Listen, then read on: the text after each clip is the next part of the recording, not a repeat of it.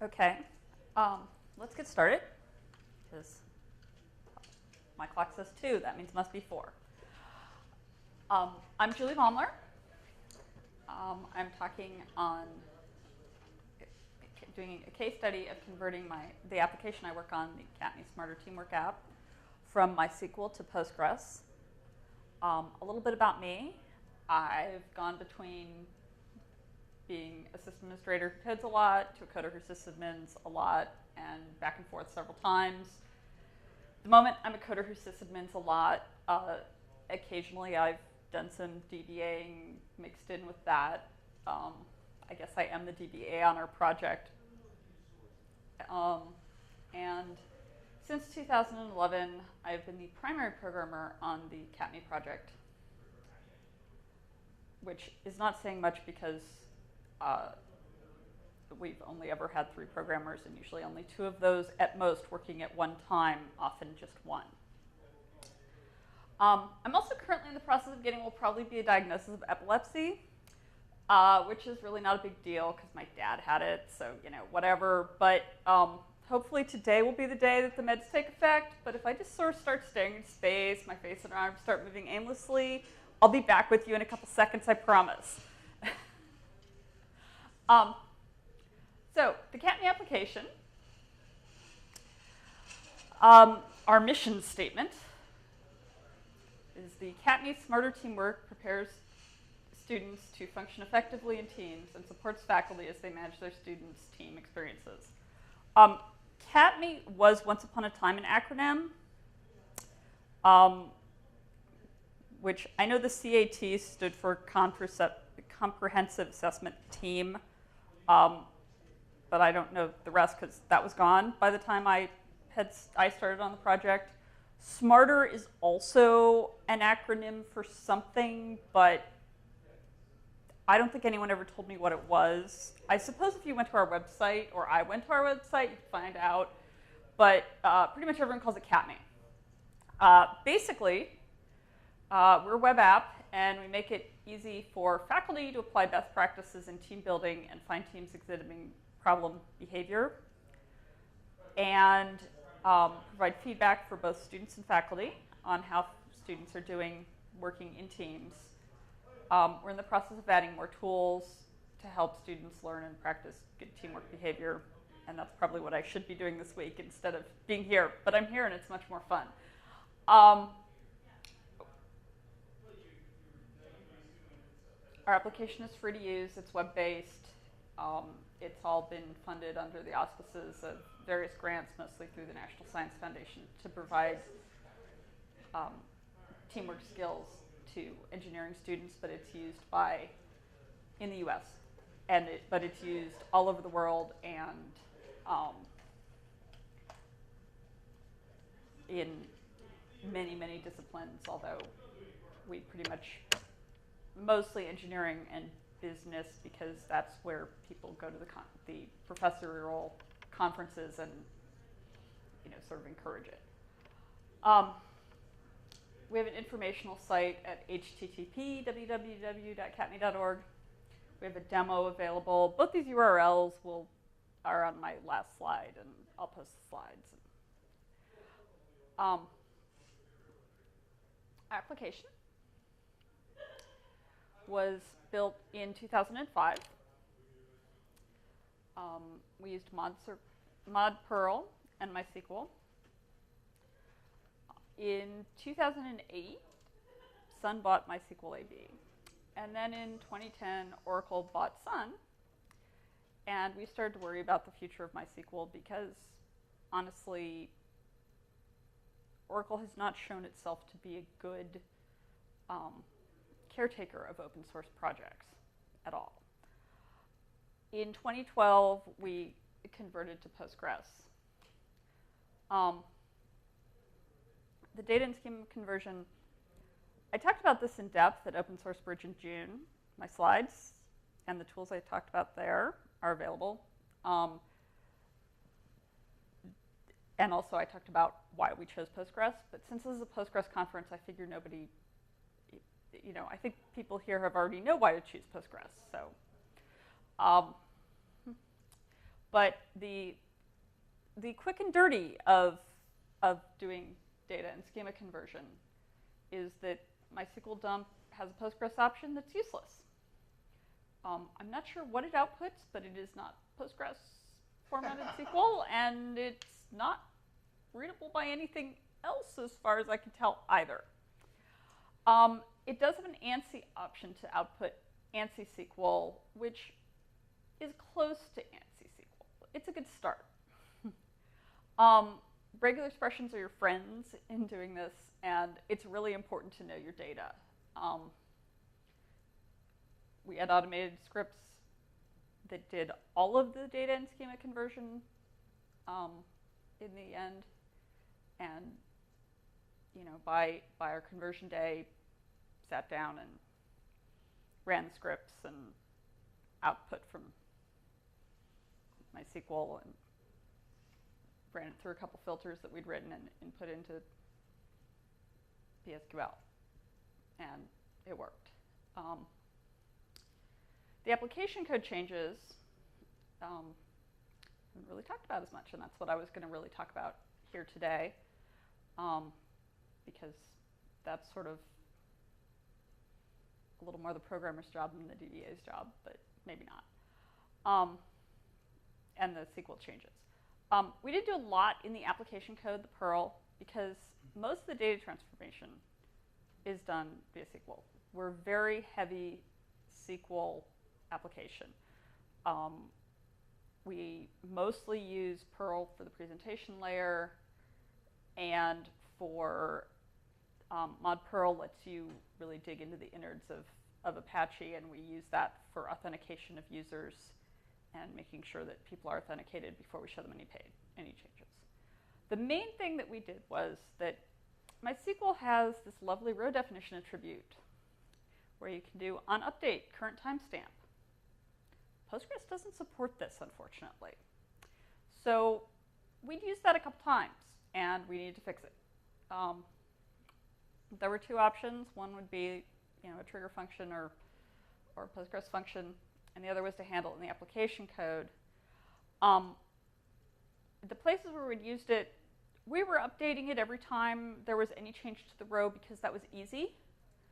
But we were really only using that to keep track of certain changes. We didn't care if some things in the row changed, but we really cared if others did, and we just had, anytime the row changed, we were updating the timestamp because, it either didn't matter or it was important, and so we just marked it.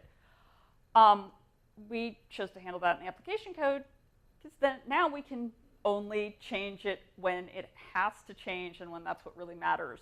From the viewpoint of our code, it doesn't matter. From the viewpoint of debugging and looking at the database when someone has a problem, it does. Now I know if a user has changed their password or if they have just if they have logged in, or if a professor changed it versus a student changed something, which we never look at. Like I said, it wasn't important because we never look at it in the code. We never look at it in the application, but occasionally, if someone did something really interesting, and we have to look at it from the database, it does matter, and so that's what we have now. As far as our actual SQL code, most of our changes could be automated.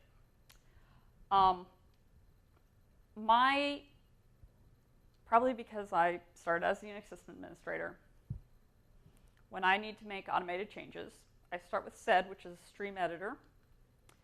And if I can't do what I need to do easily in sed, I convert to awk. And if that doesn't work, I convert to Perl. But honestly, for all that, our app is written in Perl, and I've been writing Perl for at least 15 years and maybe longer than that. I don't it's very easy for Perl to get very confusing to explain to other people, and or even me a month later. So I especially for regular expressions, until the latest version of Perl where you can put comments in the middle of them, which helps, but that's a complete aside. Anyway, I highly recommend this book, not just for the sednock tools, but for regular expressions. The basic, simple, easy to understand ones, not the horribly, horribly cryptic ones that just confuse everyone. We ended up using, I ended up using awk for the schema changes and most of the data changes that we did, and sed for our automatable code changes. So here are some of the code changes we made. In MySQL, you have a date format. In Postgres, you have to change that to char. I really wish in hindsight that we had switched to ISO dates while we were changing the date format, because I just used the same date format that we had used everywhere in our application, which is 2 numbers for the day, the 3-letter month abbreviation, and the 4-digit year. This does not work well with automatic translation tools. And one of the things we discovered in doing this project is we have an awful lot of people using our system through Google Translate or other automatic translation tools. And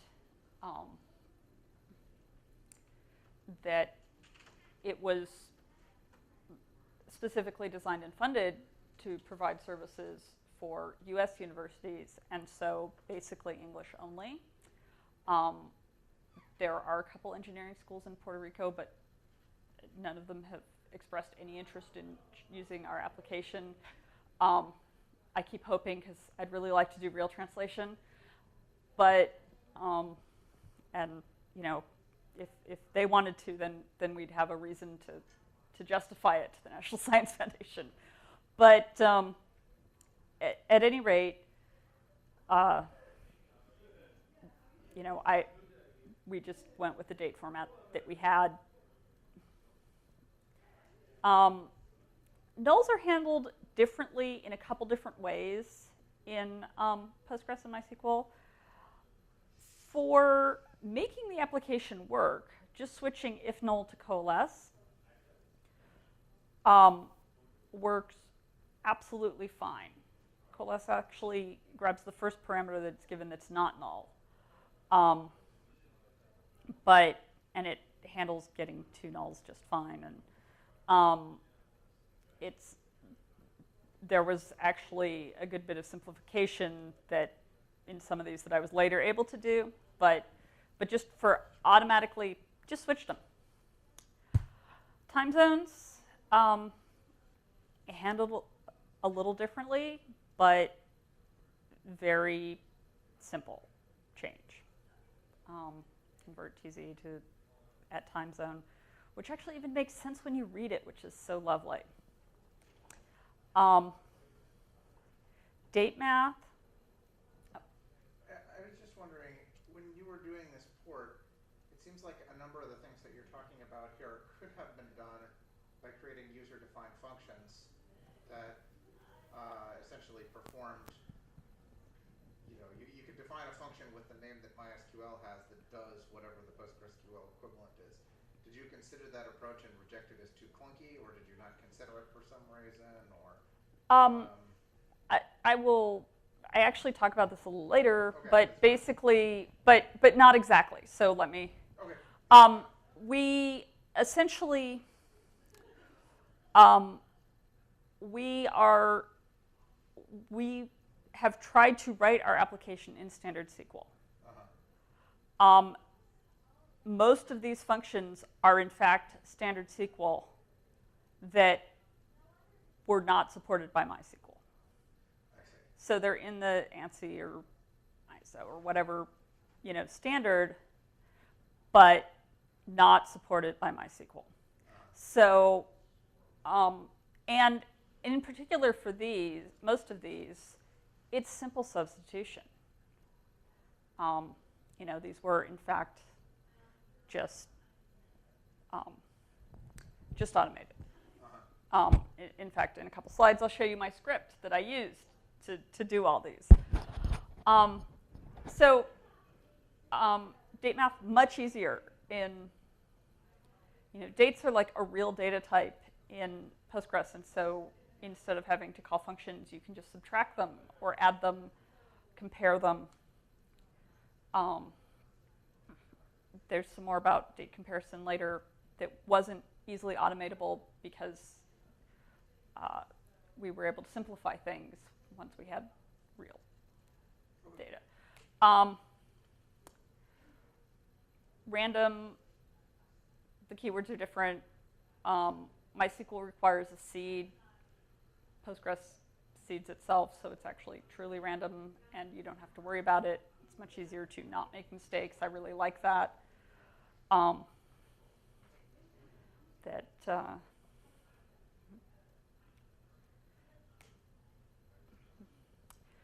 Array to string conversion was a little complicated, and it took me a while to sort of wrap my head around it. That in MySQL, you have a group concat expression or function that takes, now I have an extra parentheses in here, okay, that takes an expression like a subquery and just lists it out as a string with a separator between each of the values. It defaults to, if you don't give it a string, it defaults to using a comma. In Postgres, you have array aggregate, which takes that set of results or array and converts it into a single value. And then you can convert it into an array, and then you can convert it to a string. That actually is a lot more powerful because there's some things that you can do without converting it to a string that you couldn't do in MySQL. But again, it was just a change that was automatable. So here's my set script to make the changes. You can download this off my website. But this is all the changes that were automatable. And this was probably about 80 or 90% of the changes that we had to make in our code was just running this script once we had figured out that, this was our problem. These were what we were having to do.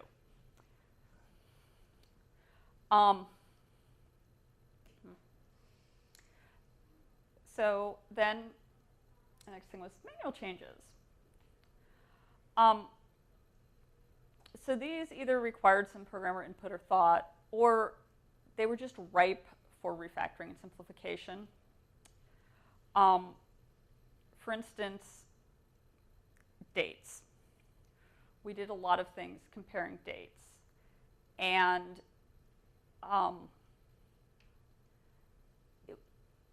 we had an awful lot of things. I mean, here I'm looking at,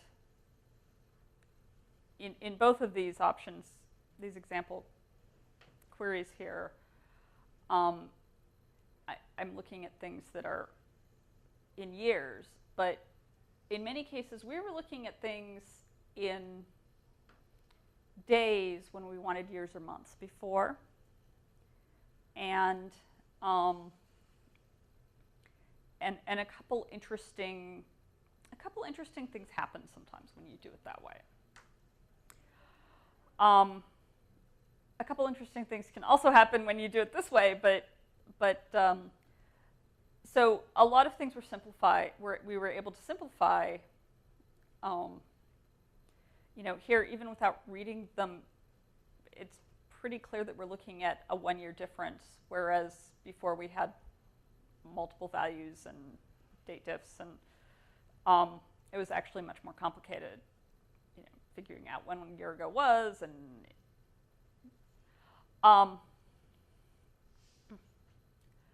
another thing was that conditional expressions are done differently in MySQL and Postgres. This is automatable.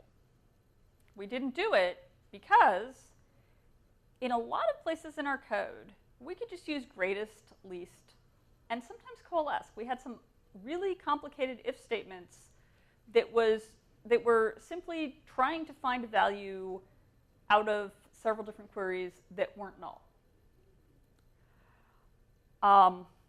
Or find especially with dates, we have a lot of queries that are trying to find what is the last date of a bunch of different things. What is the first date? In particular, we have like classes and sections, and a lot of times, there is a class, you are in a class, and then you're in a lab section. And maybe you have a Tuesday, Thursday lab section, and so your last day is supposed to be Thursday, but maybe you have a Wednesday, Friday lab section, so your last day is supposed to be Friday. Or maybe you're in the Saturday lab section, and your last day is supposed to be Saturday. And, what's the very latest day that everyone will be done? Well, it's Saturday, but, you have to look at all those dates. The between keyword is supported in both databases, but Postgres also supports overlaps and intervals with dates because, again, dates are a real data type. And a lot of times that was really the behavior we wanted. And so figuring out if that was really the behavior we wanted was not automatable. That actually, thankfully, there are still some things in coding that require programmer thought, or I wouldn't have a job. Also, there are a lot of times where SQL lets you get away with not naming the parameter that you get out of a subquery, and Postgres requires it. You had another question, I can tell. That has been, what release were you doing this on? 9.2. Really? Yeah, it's mostly, I'm trying to think, it's not everywhere. It's, because this used to be required in a lot of situations where other databases didn't care, and I thought we fixed all of the ones except for a few really marginal things. So I'm curious what the specific situation was. Oh, I believe it was mostly case statements.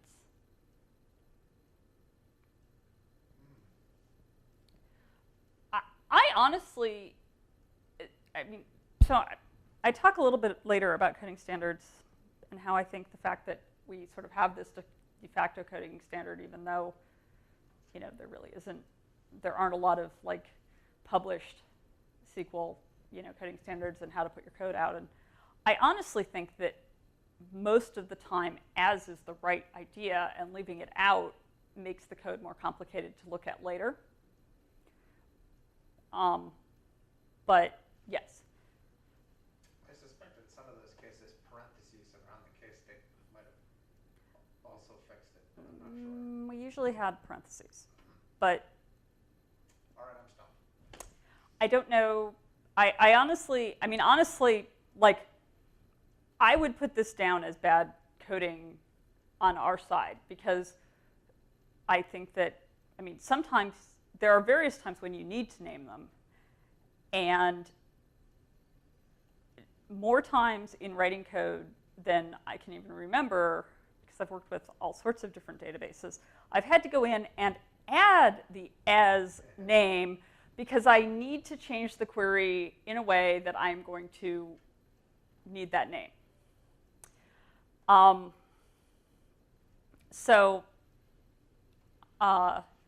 Especially when you're using Perl, because the Perl DBI interface uses the names for a number of things.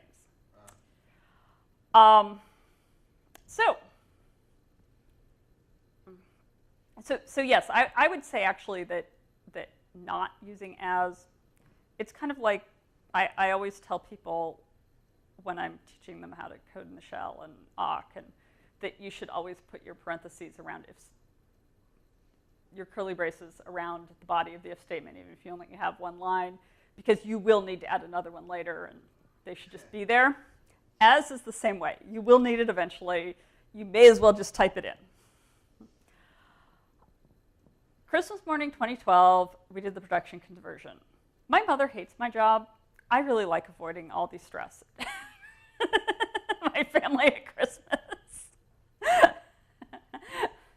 Because we do a release sometime in August and one on Christmas morning of things that are either going to require downtime or will have user visible changes. We do other releases other times, but because we're an academic product, our goal is that you only have to learn this tool once an academic year. From the user side, there were no interface changes because we were just doing a database change. We planned it that way on purpose. And I actually went looking to see if one of the power users in the Chicago area would like to co-present with me and talk about their experience with this. None of them had noticed a difference, which is what I call success when you have no interface changes in a release. The development and research team did actually see differences. The tests immediately started running faster. As soon as I told my application to use Postgres DBI instead of MySQL DBI, not all the code worked, but the code that did work was way faster. Even in production, queries that had been timing out regularly complete now. We spent a lot of time, there's one particular query, we have spent a lot of time optimizing it. It's sort of a beast. We spent a lot of time discussing further ways to optimize it. It probably does need some help, but we're probably actually going to switch to an updating view because of the horribleness of it. But at any rate, it now completes on a regular basis. It doesn't matter if there are a bunch of people on the system, still do it. We got a phone call at the beginning of this summer with a 10,000 plus student MOOC which is the massive online open courses if you're not familiar, wanted to use our system. We could do it. We had one little auxiliary, important but auxiliary Perl program that specifically was keeping everything in memory, all of its data in memory. That one we had to do some rewriting, but all of our database queries, the database, no problem. Given that previously our largest classes were like 500, that's amazing. We've had a couple other requested improvements in the last year that would have been a beast with MySQL, and were very straightforward with Postgres. We have better UTF-8 support, which our application was not designed for UTF-8, but again, our application uses UTF-8, so because of people using it through translation engines mostly. And also names. Anyone who says that you don't need UTF-8, really, I like to be able to spell people's names correctly. Even if you are English only, you will still have people who do not have English names. But, so that was, yeah, that was beautiful. We were using UTF-8, supposedly, with MySQL, but So I will talk about that in a bit. So the negative results. We added bugs to our software. Postgres is much stricter about typing than MySQL, which generally stricter types are a better thing. But we had a few existing bugs that hadn't been user visible because we didn't use strict typing. Or they were only very minimally user visible. If you entered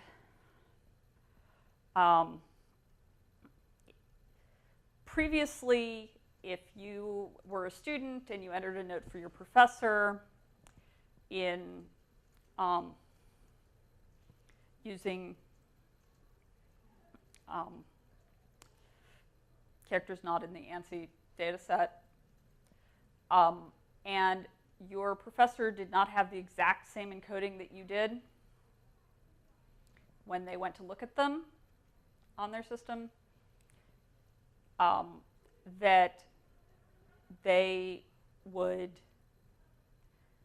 see randomly missing characters. Now, if you try and do that, if they are not in UTF-8, which unfortunately many of the Windows code pages use characters that are not in UTF-8, in particular the fancy quotes. They use OX92, and it's supposed to be, which is a control character in UTF-8. Thanks, Windows, we love you. Can you tell I was a Unix sysadmin? Yeah. So if you do that, we had a bug. We fixed that bug, but now we found another place where you can do that. But I have that bug ready to push as soon as I write some tests, so we're good. We found areas of our code that had absolutely no test coverage. So that we didn't really realize had absolutely no test coverage. There are the differences in how undefined is handled between the two databases made some things that were poorly written code that maybe you'd see a complaint in the logs into user visible bugs. And the better UTF-8 support, as I said, that led to, I mean, I just talked about some of the problems we got from that. So, you know, we are very happy with our results, but it wasn't purely wonderful. Okay, so here's a little bit about UTF-8. Oh, I also didn't mention that some translation services, not Google Translate, will ignore the information to the browser that they're supposed to return UTF-8 to you. And so Thai and Korean are often don't use UTF-8 still. So, and for some reason we have a lot of use in Korea through translation engines, and not always Google Translate. Boolean, the other place where we ran into sort of inherited bugs was the Boolean values. MySQL just shortcuts it, uses shortcut evaluation, so you can do where something or the column name equals that something, and if that is undef, then it just goes away. And if that column name is set to not null, MySQL or Postgres is very unhappy. If you're going to assume something's Boolean, you have to cast it to Boolean. Most of the time where we ran into this, really someone was just being too smart and wrote a bunch of really complex code that they were going to use with prepare statements, and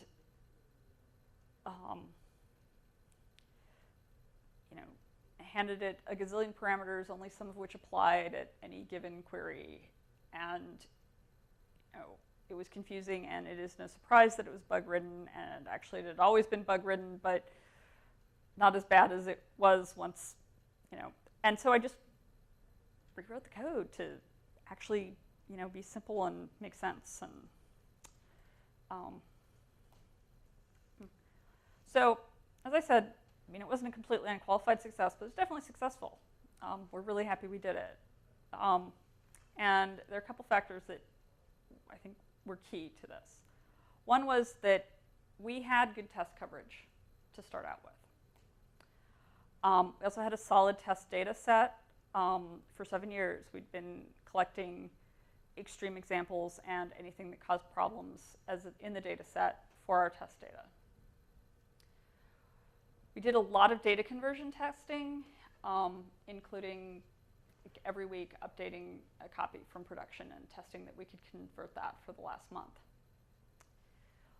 From the beginning, our application was written mostly using standard SQL, and we've continued to do that, even though Postgres gives us a lot of other options, because this has worked well for us. All three of the people who've worked on this at some point as programmers have used multiple versions of multiple different brands or versions of SQL.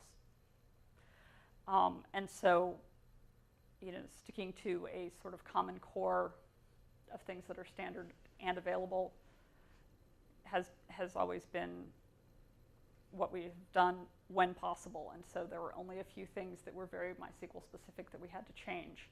And that really made things easier. And we don't expect to have to change again, but if we did, it would still be easy. Because we used a standard coding style for most of our SQL, it was a lot easier to use automated tools.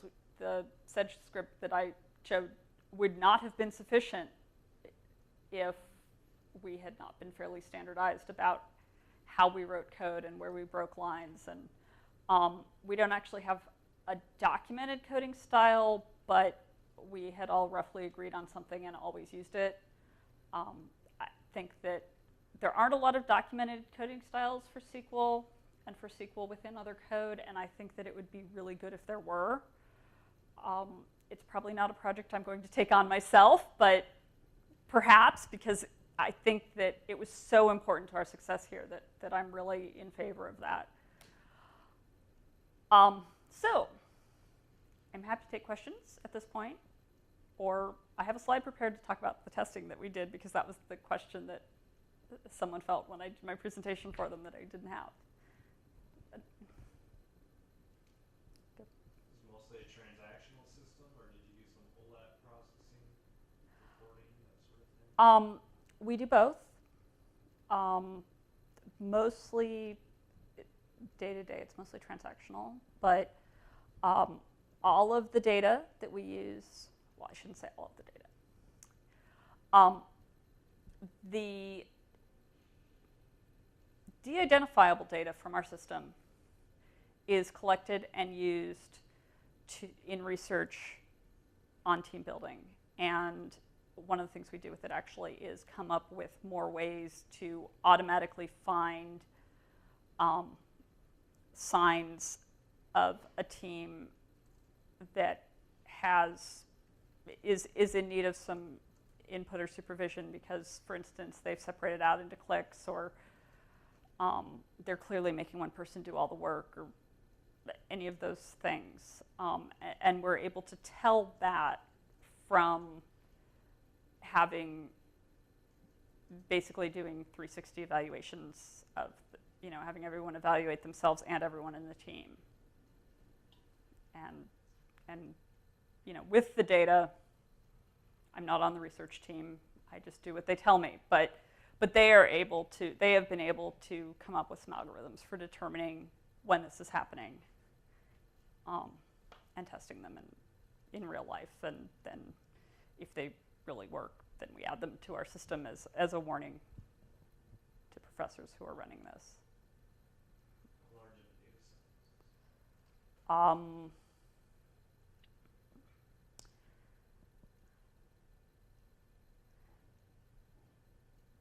set? I'm really bad at numbers, so yeah, I know. I shouldn't say this, but it's pretty big. It's been 12 years at major engineering schools across the U.S. plus a bunch in other countries. The lead investigator is doing a paper, just turned in a paper actually on the differences between students in the U.S. and Australia in these cases, and I know that he has a big enough data set to be able to make good decisions about that. So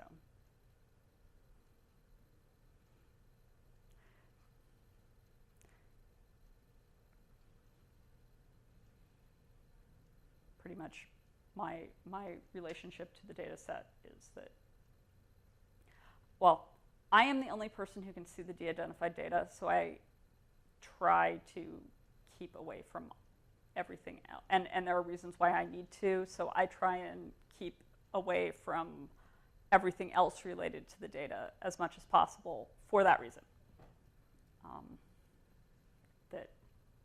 That's part of our split. So mostly my only relationship is, to most of that data set is that they tell me what fields they want and I send it to them, and I don't even pay attention to entries or anything like that because, like I said,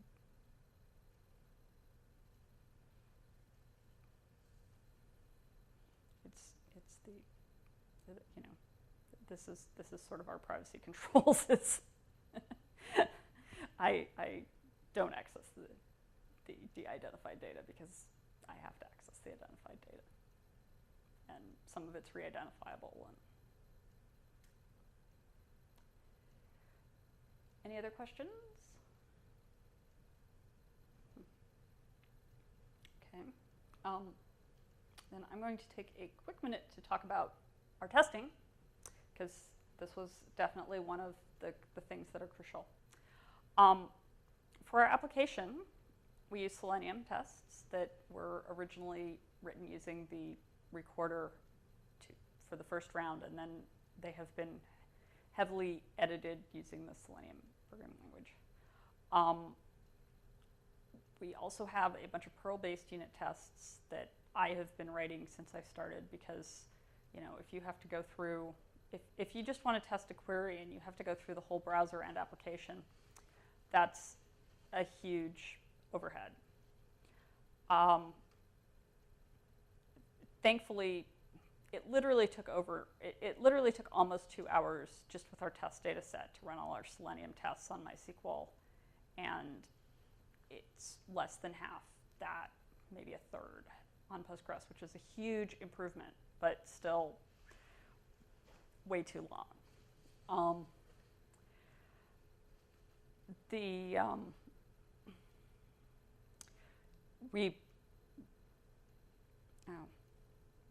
have a typo. We piped the data into pSQL with the schema and database conversion and listened to the errors watched the errors very heavily. We watched the Postgres logs really carefully as well, both in the conversion and even day to day. I just use log check day to day to watch the Postgres logs on my production system as well as the test system. In the app language, we check every query and every connection to the database for success, which has been really important, because every time we don't, we seem to add bugs. And I also wanted to mention this book that unfortunately is very much a .NET and Microsoft SQL Server book. But Max Guernsey lives in Oregon like I do, and I've heard him talk, and I've read part of his book, and he has some really good ideas about database testing that we should all think about.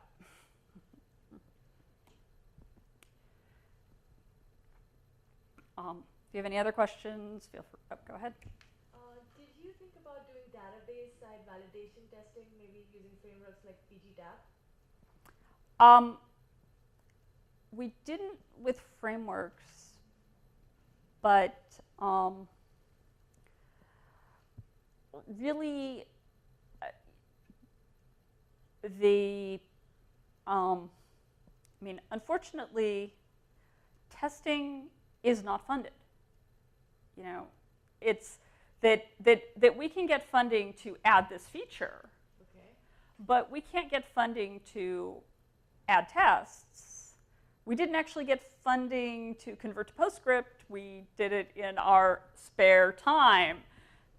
That, you know, from mostly because we pretty much figured we were going to have to do it eventually because, you know, Oracle, not a good steward of open source software. Also, you know, we had really reached the limits on a couple things of MySQL's ability. Plus, yeah, MySQL probably wasn't the right choice even in 2005 for our application, but I wasn't involved in that, so I don't know. But certainly not for how any of us write SQL code.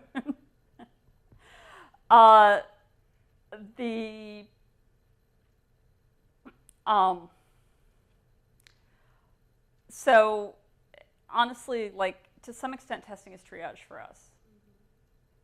Okay.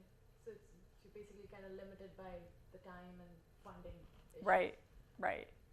But a testing framework could like really be useful in this situation where your schema validations could be taken care of, and you don't have to like continuously watch for log issues or anything that just pops off out of the blue kind of thing. So Right. Well, you run it once, and then you know you're sure that okay, this is what we expected and this is what we have.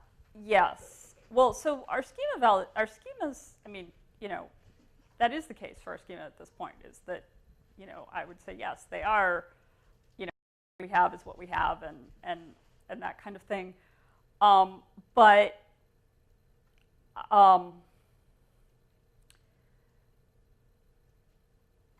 you know, we still have people, I mean, let alone like defensive coding, you know, defensive coding aside, we have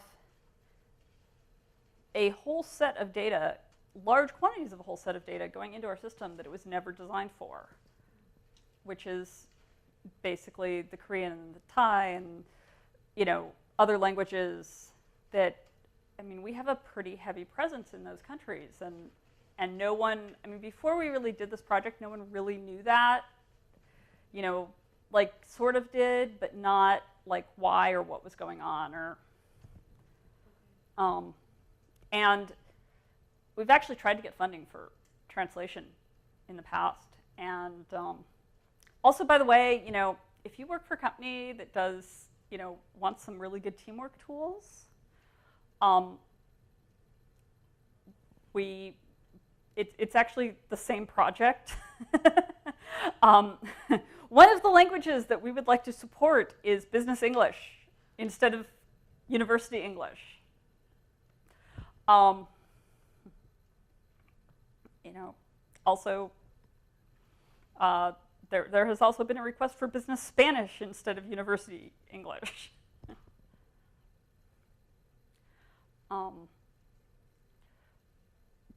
So, but yeah, I guess that's.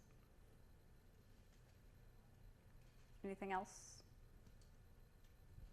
I find that SQL coding standard, formatting standard, and a really interesting question. I've only been writing Python for a couple of years, but having the PEP8 syntax checkers, so this is the Python coding standard thing. We have a GitHub before you commit something that warns you that you've got a bunch of PEP8 standard violations. You know, to have something like that for SQL would be really nice. Although I'm sure that I violate a lot of rules because I do comma first. I don't know what you call that, but I put commas before my lists, you know, my comma separated things because I hate editing 2 lines when I could just edit 1. But anyway, like it would be very nice to have something like that, and it would help solve the problem that we've got right now, where if you have a big, gigantic, 30 join query that came out of an ORM, and you want to paste it somewhere to kind of tease it apart. There are some tools that do okay with reformatting it so you can read it, but they all kind of do it differently. Right. Well, they're really. I actually went looking for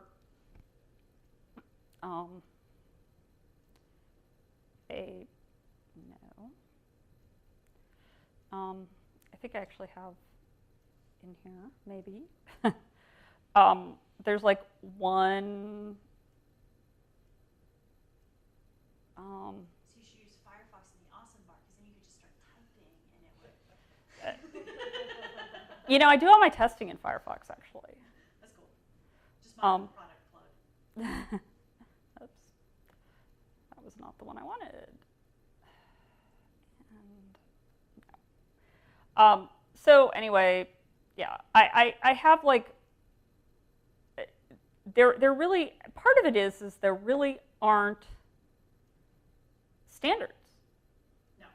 And yeah, not for formatting, because who would care how the SQL's formatted? Yeah, exactly. I care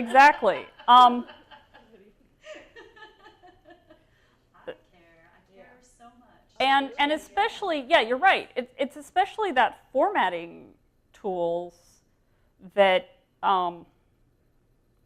that are really, when you have to tease something apart. Yeah, and for example, I think the worst problem that I run into, just because of the nature of the reporting, the types of reports that our tool generates, there's just a lot of subqueries.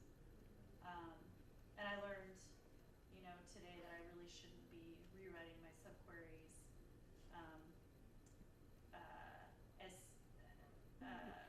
with width for a lot of performance reasons in the planner. Because that would be what I would do, right? Like I would tease that all out so that it would be a lot more readable, but if the planner's going to barf on it, then I can't do that. So yeah, it would be so nice to have some standards, because most of the query reformatting tools really have no idea how to properly deal with subqueries, how to format them. Yeah. And oh, yay! Yeah, that's great. Yeah. I didn't know that Baron had that. Yeah, okay, so this is what I was 2006. looking, yes. He's so awesome. So yes, in light of, this is what I have found. This is not really very implemented very much. We should make like a little rule set or something can make one for them. So yeah, here's Nice. here's the subqueries. How to handle a subquery. Yeah. I have not really. Yeah, I mean, this is basically what I do. This is very similar to PEP8. Yeah, this is somewhat similar to what, but there's like a whole lot.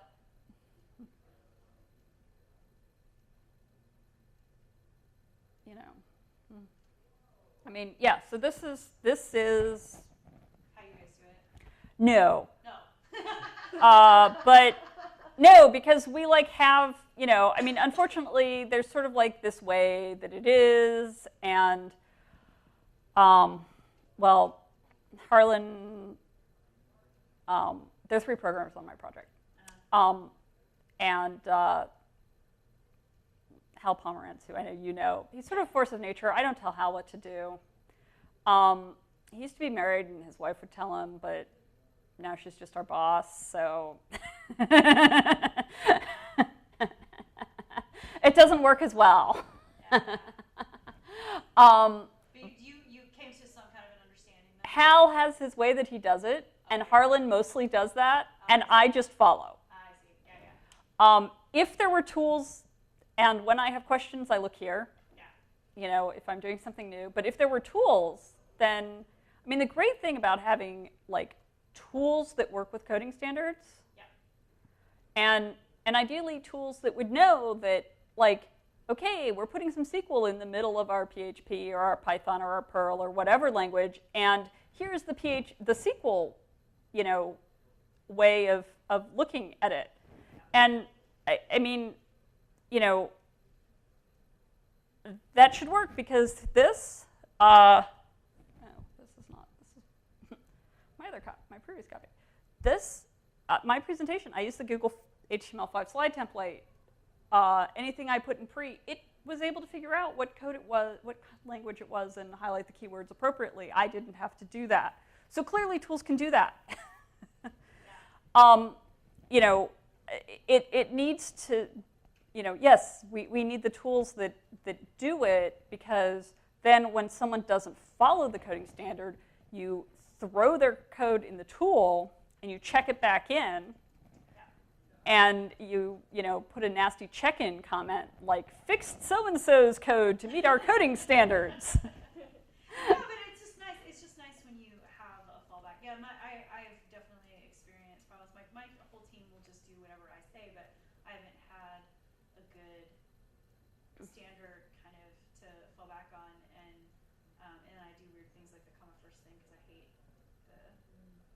hate the way that commas work in general. Yeah, I haven't seen Baron's post before. I'll definitely check that out. Cool, thank you.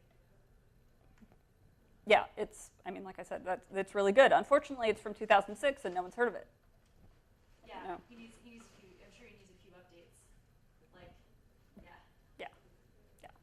So anyway, feel free to ask me at any point if you have more questions, or, you know, send me email, find me on Twitter here, or whatever. Thank you. Mm-hmm.